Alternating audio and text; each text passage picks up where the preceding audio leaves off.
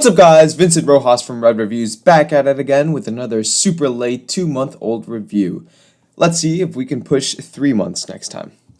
Okay, so today I'm obviously reviewing Kingdom of the Planet of the Apes, which is directed by Wes Ball and stars Owen Teague, Freya Allan, Kevin Durand, Lydia Peckham, Peter Macon, and William H. Macy. In this movie, set 300 years after the death of Caesar the chimpanzee, a new threat rises in the form of Proximus Caesar when he kidnaps the tribe of chimpanzee Noah, who sets out to find them, meeting a human girl along the way. So, the first thing you gotta know about me before getting into the review is that I am the biggest fan of the Planet of the Apes movies that I know. I have seen all of them and I tolerate the old ones, and I really do think that the newest trilogy is worthy of a lot of praise that it doesn't get. Whenever someone asks me, hey, Vincent, what is an underrated film trilogy that you really love? I point them towards the Planet of the Apes films. Now, for those of you who don't know, the original 5 movies are part of one timeline. Then there was one movie that was directed by Tim Burton, which came out in 2001, and that was set in its own timeline. And now, most recently, we've gotten the trilogy centering on Caesar the chimpanzee, which started with 2011's Rise of the Planet of the Apes and concluded with 2017's War for the Planet of the Apes. All 3 movies in that trilogy are absolutely fantastic, and I think it's a good example of a trilogy that gets better with every movie. The cinematography, music, and special effects are amazing, especially in the later 2 films, both of which were directed by Matt Reeves, who also co-wrote War for the Planet of the Apes. Man, these names are too long.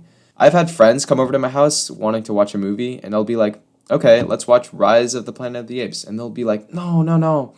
I saw the trailer, it looks dumb, the monkeys look stupid. I'm like, no, they're good, trust me. And they're like, no, but then eventually they watch it and they're like, you were right, it was pretty good, I'm invested, let's keep watching.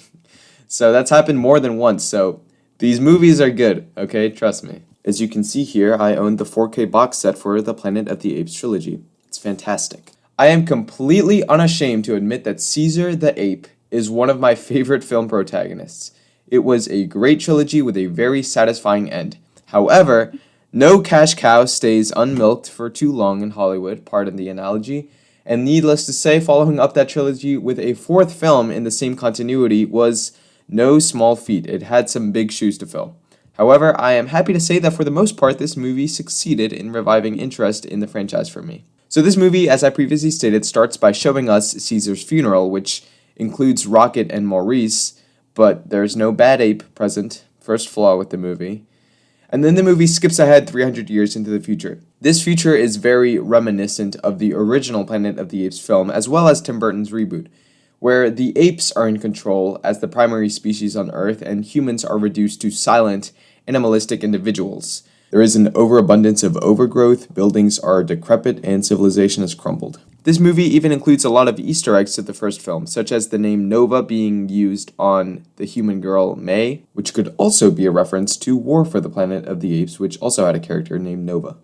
The weird X statues to ward off intruders, a beach similar to that present at the end of the first film, and a doll also similar to the end of the first film. Now, the first thing I enjoyed about this movie is the fact that people have forgotten Caesar. Most have forgotten his teachings, and while there is a group called the Order of Caesar that strives to preserve his ideas, they're nearly all gone. Even the villain, Proximus Caesar, reflects this. What a Mad Max type name that is, Proximus Caesar. Anyways, he took the name Caesar for himself, proclaiming to be the next Caesar. He even uses the same window symbol that Caesar and his order did. This is all really interesting, but I wish that it was taken to an even further degree than it's done in this movie. I wanted to see more of how Proximus twists Caesar's teachings to his own will. The film doesn't explore that as much as I wanted, and it would have provided some really good connective tissue with the trilogy. Another thing that I would have liked to have seen expanded upon was Proximus himself. He is first introduced halfway into the movie, and he was so interesting that I wanted to see more of him. I like that he's a bonobo, and the protagonist Noah is a chimpanzee, which is very reminiscent of Koba's relationship with Caesar. Noah even has a similar mark on his chest like Caesar does, but he's not related at all to Caesar. I also really like that Noah feels distinct from Caesar. He's not a simple retread of the protagonist that we have been following for the last 3 films. He seems younger than Caesar, at least younger than Caesar in the latter 2 movies of his trilogy. Noah seems around the age Caesar was in Rise of the Planet of the Apes, which is fitting since both of these movies are the first in their respective trilogies. Noah has a different personality than Caesar, and I think that this was a great decision on the filmmaker's part in order to distinguish these two protagonists and make them seem unique. I think my favorite aspect of the movie was May, portrayed really well by Freya Allan. It's gotta be really hard to act when everyone around you is in mocap costumes, but her acting was surprisingly good. Not that I was expecting it to be bad, but it was really good. I especially enjoyed the fact that she isn't fully on Noah's side in the film. She has her own agendas to pursue, and this makes her an exceptionally compelling character to follow. She never fully trusts the apes, good or bad, and it's interesting to see play out. The ending of this film has a ton of ramifications and possibilities for the franchise moving forward because, of course, there will be more films. Speaking of, there are apparently going to be 5 more Planet of the Apes films after this. 5 more. 2 more to cap off the second trilogy and another trilogy after that. That's kind of a lot of movies. I really hope that they can map out the future of the franchise in a way that makes sense. Also, please bring back the telepathic golden nuke cult from beneath the Planet of the Apes. That would be pretty sick. The music isn't quite as good as it was for the last 2 films, both of which were composed by Michael Giacchino, who is my favorite film composer working today. I know what I said.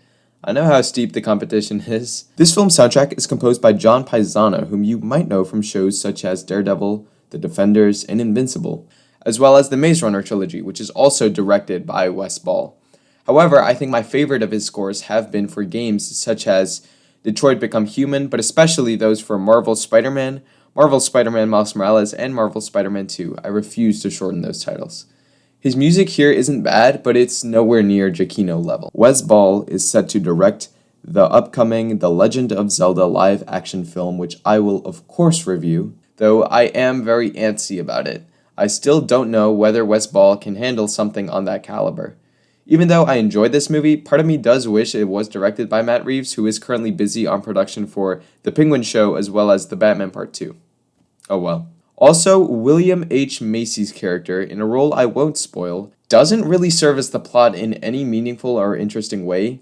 He was literally just there and he did nothing. So, yeah, kind of pointless. Overall, however, this movie was a plus in my book. Not bad at all. The CGI truly is breathtaking. This is a marvelous looking film, although its cinematography isn't nearly on par with the last 2 films. It is still really astonishing what can be done with CGI these days. And I really like that this movie has good setup for future installments in the franchise. I think that while this movie could be shorter than it is, being the longest in the franchise so far at 145 minutes, it got me to care about the future of the franchise. I would say that my current state of mind for future films is cautiously optimistic. Alright guys, that's going to do it for this review. Sorry that my reviews are coming out so late these days. I will catch up eventually. Trust. Thank you so much for watching, and go have a nice day. What's left of it. Peace.